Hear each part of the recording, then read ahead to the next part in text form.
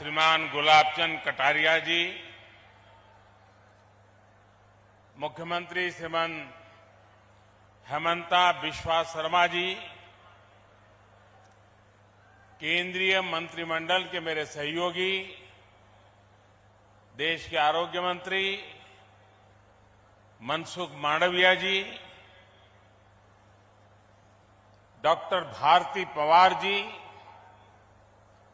असम सरकार के मंत्री केशव महंता जी,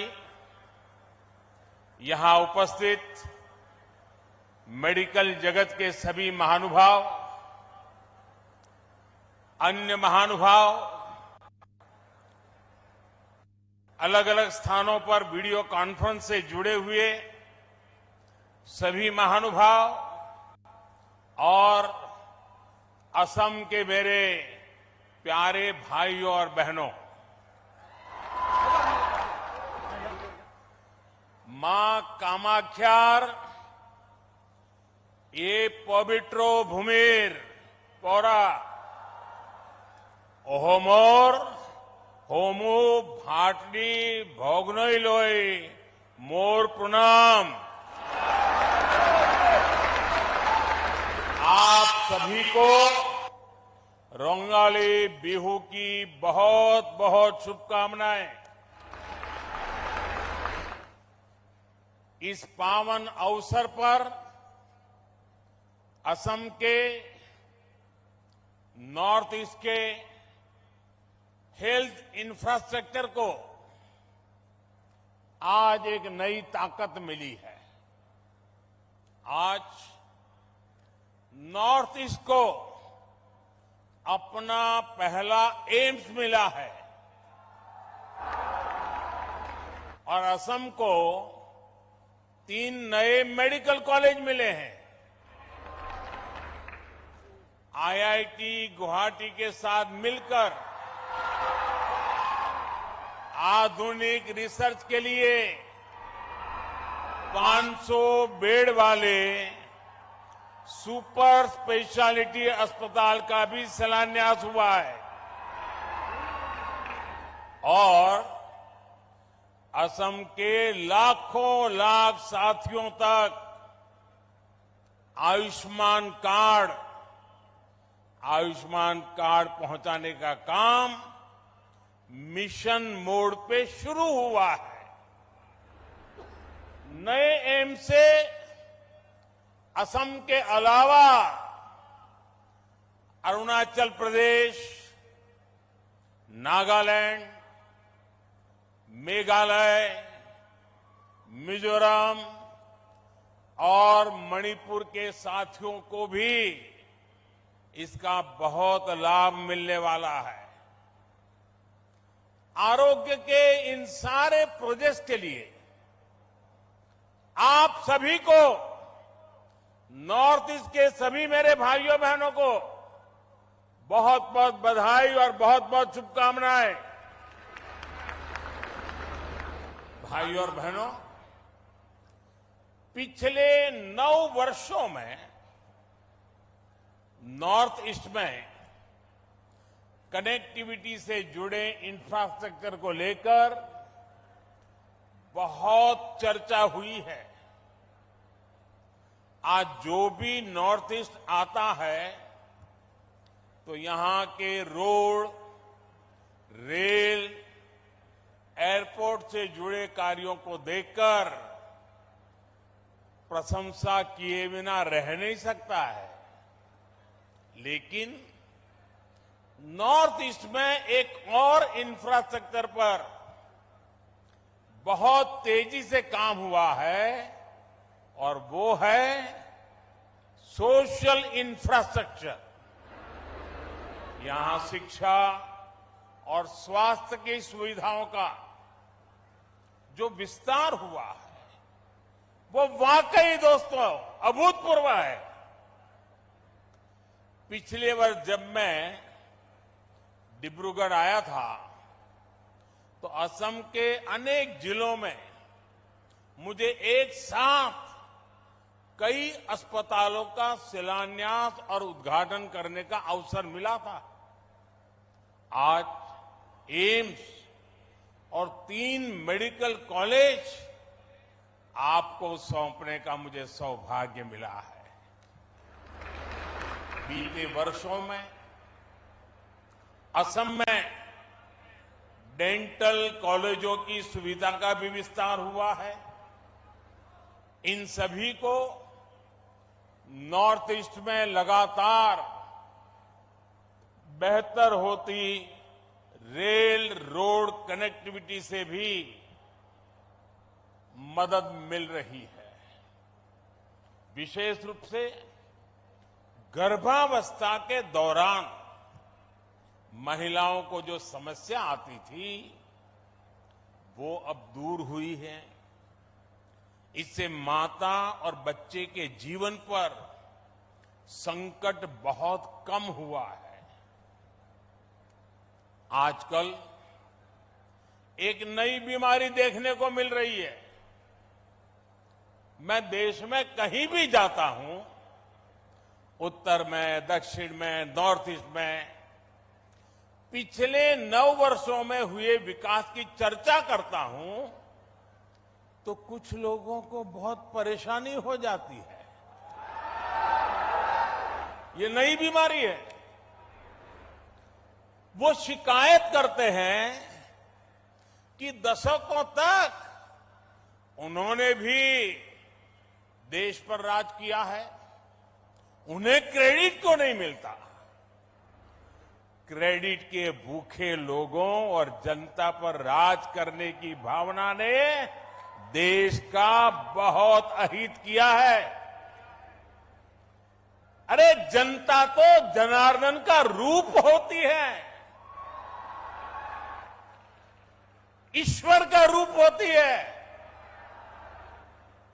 पहले वाले क्रेडिट के भूखे थे, इसलिए नॉर्थ ईस्ट उन्हें दूर लगता था। एक परायेपन का भाव उन्होंने पैदा कर दिया था।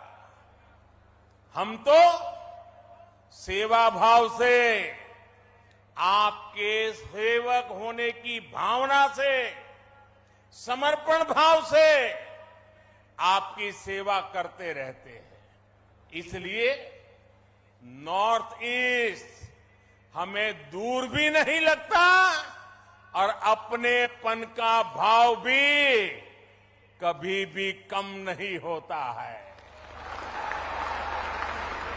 मुझे खुशी है कि आज नॉर्थ ईस्ट में लोगों ने विकास की बागडोर आगे बढ़कर खुद संभाल ली है। वो नॉर्थ ईस्ट के विकास से भारत के विकास के मंत्र को लेकर आगे बढ़ रहे हैं। विकास के इस नए आंदोलन में केंद्र सरकार एक दोस्त बनकर, एक सेवक बनकर, एक साथी बनकर सभी राज्यों के साथ काम कर रही है। आज का ये आयोजन भी इसी का एक जीता जागता उदाहरण है। साथियों, दशकों तक हमारा पूर्वोत्तर कई और चुनौतियों से जूझता रहा है। जब किसी सेक्टर में परिवारवाद, क्षेत्रवाद, भ्रष्टाचार और अस्थिरता की राजनीति हावी होती है, तब विकास होना असंभव हो जाता है। और यही हमारे हेल्थ केयर सिस्टम के साथ हुआ। दिल्ली में जो एम्स है वो 50 के दशक में बना था।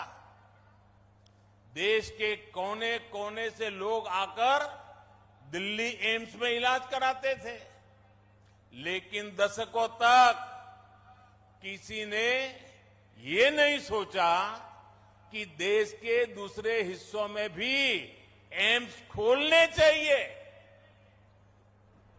अटल जी की जब सरकार थी तो उन्होंने पहली बार इसके लिए प्रयास शुरू किए थे, लेकिन उनकी सरकार जाने के बाद फिर सबका ठप पड़ गया। जो एम्स खोले भी गए वहां व्यवस्थाएं खस्ता हाल ही रही। 2014 के बाद हमने इन सारी कमियों को दूर किया। हमने बीते वर्षों में 15 नए एम्स पर काम शुरू किया। 15। इनमें से अधिकतर में इलाज और पढ़ाई दोनों सुविधा शुरू हो चुकी है। एम्स गुवाहाटी भी इस बात का उदाहरण है कि हमारी सरकार जो संकल्प लेती है उसे सिद्ध करके भी दिखाती है। ये असम की जनता का प्यार है जो मुझे बार बार यहां खींच के ले आता है। शिलान्यास के समय भी आपके प्यार ने मुझे यहां बुला लिया और आज लोकार्पण के समय भी आपका प्यार बढ़ चढ़ करके, और वो भी बिहू के पवित्र समय यहां मुझे आने का अवसर मिल गया। ये आपका प्यार ही है।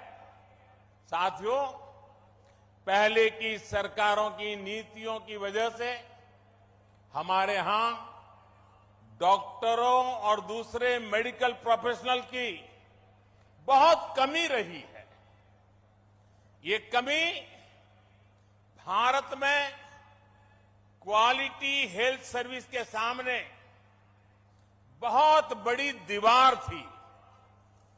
इसलिए बीते 9 वर्षों में हमारी सरकार ने मेडिकल इंफ्रास्ट्रक्चर और मेडिकल प्रोफेशनल बढ़ाने पर बड़े स्तर पर काम किया है।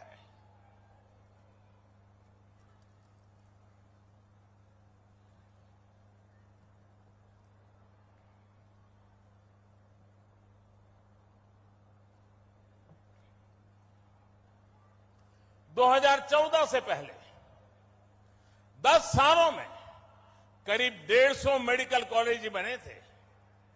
पिछले 9 वर्षों में हमारी सरकार में करीब 300 नए मेडिकल कॉलेज बने। पिछले 9 वर्षों में देश में एमबीबीएस सीटें भी 2 गुनी बढ़कर 1 लाख से अधिक हो चुकी है। पिछले 9 वर्षों में देश में मेडिकल की पीजी सीटों में भी 110% की बढ़ोतरी हुई है। हमने मेडिकल शिक्षा के विस्तार के लिए नेशनल मेडिकल कमीशन की स्थापना की है। पिछड़े परिवारों को, बैकवर्ड फैमिलीज के बच्चे डॉक्टर बन सके, इसके लिए हमने आरक्षण की सुविधा का भी विस्तार किया है। दूर दराज वाले क्षेत्रों के बच्चे भी डॉक्टर बन सके, इसलिए हमने पहली बार भारतीय भाषाओं में मेडिकल की पढ़ाई का विकल्प दिया है। इस वर्ष के बजट में 150 से अधिक नर्सिंग कॉलेज खोलने का ऐलान भी किया गया है। अगर मैं नॉर्थ ईस्ट की बात करूं, यहां भी बीते 9 वर्षों में मेडिकल कॉलेज की संख्या 2 गुने से अधिक हो चुकी है। अभी अनेक मेडिकल कॉलेजों पर काम चल रहा है। कई नए मेडिकल कॉलेज यहां बनने जा रहे हैं। बीते 9 वर्षों में नॉर्थ ईस्ट में मेडिकल की सीटों की संख्या भी बढ़कर के पहले के मुकाबले 2 गुनी हो चुकी है। भाइयों और बहनों, आज भारत में हेल्थ सेक्टर में इतना काम इसलिए हो रहा है क्योंकि आप सभी देशवासियों ने 2014 में एक स्थिर और मजबूत सरकार बनाई। भाजपा की सरकारों में नीति, नियत और निष्ठा किसी स्वार्थ से नहीं बल्कि राष्ट्र प्रथम, देशवासी प्रथम, इसी भावना से हमारी नीतियां तय होती है। इसलिए हमने वोट बैंक के बजाय देश की जनता की मुश्किलों को कम करने पर फोकस किया। हमने लक्ष्य बनाया कि हमारी बहनों को इलाज के लिए दूर न जाना पड़े। हमने तय किया कि किसी गरीब को पैसे के अभाव में अपना इलाज न टालना पड़े। हमने प्रयास किया कि हमारे गरीब परिवारों को भी घर के पास ही बेहतर इलाज मिले। साथियों, मैं जानता हूं कि इलाज के लिए पैसे ना होना गरीब की कितनी बड़ी चिंता होती है। इसलिए हमारी सरकार ने 5 लाख रुपए तक का मुफ्त इलाज देने वाली आयुष्मान योजना शुरू की। मैं जानता हूं कि महंगी दवाइयों से गरीब और मध्यम वर्ग कितना परेशान होता है। इसलिए हमारी सरकार ने 9,000 से ज्यादा जन औषधि केंद्र खोले। इन केंद्रों पर सैकड़ों दवाइयां सस्ते में उपलब्ध कराई। मैं जानता हूं हार्ट के ऑपरेशन में, घुटने के ऑपरेशन में गरीब और मध्यम वर्ग का कितना ज्यादा खर्च हो रहा था। इसलिए हमारी सरकार ने स्टेंट की कीमतों को नियंत्रित किया, नी इम्प्लांट की कीमतों को नियंत्रित किया। मैं जानता हूं कि जब गरीब को डायलिसिस की जरूरत होती है तो वो कितना परेशान होता है। इसलिए हमारी सरकार ने हर जिले में मुफ्त डायलिसिस वाली योजना शुरू की, लाखों लोगों को इसका फायदा पहुंचाया। मैं जानता हूं गंभीर बीमारी का समय से पता लगना कितना जरूरी होता है। इसलिए हमारी सरकार ने देश भर में 1.5 लाख से ज्यादा हेल्थ और वेलनेस सेंटर खोले हैं। वहां जरूरी टेस्ट की सुविधा दी है। मैं जानता हूं कि टीबी की बीमारी कितने दशकों से गरीबों के लिए बहुत बड़ी चुनौती बनी हुई है। इसलिए हमारी सरकार ने प्रधानमंत्री टीबी मुक्त भारत योजना अभियान शुरू किया। हमने बाकी दुनिया से 5 वर्ष पहले ही भारत को टीबी से मुक्त करने का लक्ष्य रखा है। मैं जानता हूं कि बीमारी किस तरह गरीब और मध्यम वर्ग के परिवार को बर्बाद कर देती है। इसलिए हमारी सरकार ने प्रिवेंटिव हेल्थ केयर पर फोकस किया। बीमार हो ही नहीं, बीमारी आए ही नहीं, इस पर फोकस किया। योग, आयुर्वेद, फिट इंडिया अभियान चलाकर हमने लोगों की निरंतर सेहत के प्रति जागरूक किया है। साथियों, आज जब मैं सरकार की इन योजनाओं की सफलता देखता हूं तो खुद को धन्य मानता हूं कि गरीब की इतनी सेवा करने का परमात्मा ने और जनता जनार्दन ने मुझे आशीर्वाद दिया। आयुष्मान भारत, प्रधानमंत्री जन आरोग्य योजना आज देश के करोड़ों गरीबों का बहुत बड़ा संबल बनी है।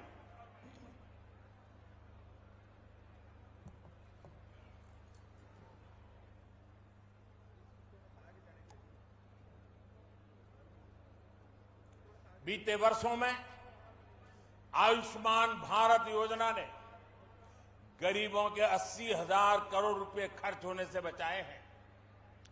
जन औषधि केंद्रों की वजह से गरीब और मध्यम वर्ग के 20,000 करोड़ रुपए खर्च होने से बचे हैं।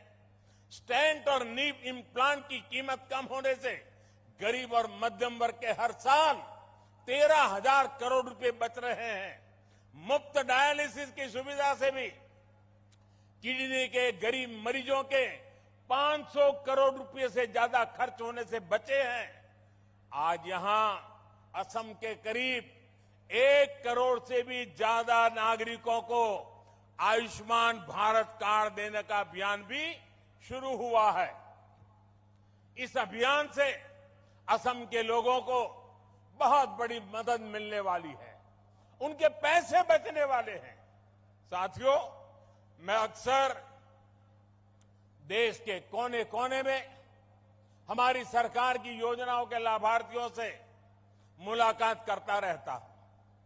इसमें बहुत बड़ी संख्या में हमारी माताएं, बहनें, हमारे देश की बेटियां, हमारी महिलाएं शामिल होती हैं। वो मुझे बताती है कि पहले इसकी सरकारों में और अब भाजपा सरकार के समय में स्वास्थ्य सुविधाओं में कितना बड़ा फर्क आया है। आप और हम ये जानते हैं कि जब स्वास्थ्य की बात होती है, इलाज की बात होती है, तो हमारे यहां महिलाएं अक्सर पीछे रह जाती हैं। हमारी माताओं बहनों को खुद को लगता है कि क्यों अपने इलाज पर घर का पैसा खर्च करवाएं, क्यों अपनी वजह से दूसरों को इतनी तकलीफ दें। संसाधनों की कमी की वजह से, आर्थिक तंगी की वजह से जिन हालातों में देश की करोड़ों महिलाएं रह रही थी, उसमें उनका स्वास्थ्य ही सबसे ज्यादा प्रभावित था। भाजपा के नेतृत्व वाली हमारी सरकार ने जो योजनाएं शुरू की, उसका बहुत बड़ा लाभ हमारी माताओं बहनों को, महिलाओं की सेहत को हुआ है। स्वच्छ भारत अभियान के तहत बने करोड़ों शौचालय ने महिलाओं को बहुत सारी बीमारियों से बचाया है। उज्ज्वला योजना के तहत मिले गैस, उस गैस कनेक्शन से महिलाओं को जानलेवा धुएं से मुक्ति दिलाई है।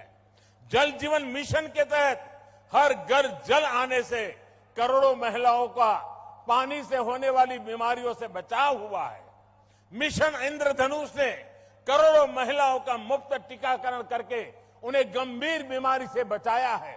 आयुष्मान भारत योजना ने महिलाओं को अस्पताल में 5 लाख रुपए तक के मुफ्त इलाज का भरोसा दिया है। प्रधानमंत्री मातृ वंदना योजना ने महिलाओं को गर्भावस्था के दौरान आर्थिक मदद दी है। राष्ट्रीय पोषण अभियान ने महिलाओं को पौष्टिक भोजन मुहैया कराने में मदद की है। जब सरकार संवेदनशील होती है, जब गरीब के प्रति सेवा की भावना होती है, तो ऐसे ही काम किया जाता है। साथियों, हमारी सरकार भारत के हेल्थ सेक्टर का 21वीं सदी की आवश्यकता के मुताबिक आधुनिकीकरण भी कर रही है। आज Ayushman Bharat digital health mission से देशवासियों को डिजिटल हेल्थ आईडी दी जा रही है। देश भर के अस्पतालों, हेल्थ प्रोफेशनल्स को एक प्लेटफॉर्म पर लाया जा रहा है। इससे एक क्लिक पर ही देश के नागरिक का पूरा हेल्थ रिकॉर्ड उपलब्ध हो जाएगा। इससे अस्पतालों में इलाज की सुविधा बढ़ेगी, सही डॉक्टर तक पहुंचना सरल होगा। मुझे खुशी है कि इस योजना के तहत अभी तक लगभग 38 करोड़ डिजिटल आईडी बनाई जा चुकी है। इसमें 2 लाख से अधिक हेल्थ फैसिलिटी और 1.5 लाख से अधिक हेल्थ प्रोफेशनल वेरीफाई हो चुके हैं। आज ई संजीवनी भी घर बैठे बैठे उपचार का पसंदीदा माध्यम बनती जा रही है। हम सुविधा का लाभ देश भर के 10 करोड़ साथी ले चुके हैं। इससे समय और पैसा दोनों की बचत सुनिश्चित हो रही है। भाइयों और बहनों, भारत के हेल्थ केयर सिस्टम में परिवर्तन का सबसे बड़ा आधार है सबका प्रयास। कोरोना के संकट काल में भी हमने सबका प्रयास की ताकत देखी है। दुनिया के सबसे बड़े, सबसे तेज, सबसे प्रभावी कोविड टीकाकरण अभियान की प्रशंसा आज दुनिया कर रही है। हमने मेड इन इंडिया वैक्सीन बनाई, उन्हें बहुत कम समय के भीतर दूर दूर तक पहुंचाया। इसमें आशा वर्कर, आंगनवाड़ी कार्यकर्ता, प्राइमरी हेल्थ केयर वर्कर से लेकर फार्मास्यूटिकल सेक्टर तक के सारे साथी ने शानदार काम किया है। इतना बड़ा महायज्ञ तभी सफल होता है जब सबका प्रयास हो और सबका विश्वास हो। सबका प्रयास की भावना के साथ हमें आगे बढ़ना है। आइए सबका प्रयास से स्वस्थ भारत, समृद्ध भारत के मिशन को हम पूरी निष्ठा से आगे बढ़ाएं। एक बार फिर एम्स और मेडिकल कॉलेज के लिए असम के लोगों को मैं फिर एक बार बहुत बहुत बधाई देता हूं। और आपने जो प्यार दिखाया, इतनी बड़ी तादाद में आशीर्वाद देने आए, आपको प्रणाम करते हुए, आपका धन्यवाद करते हुए मेरी वाणी को विराम देता हूं।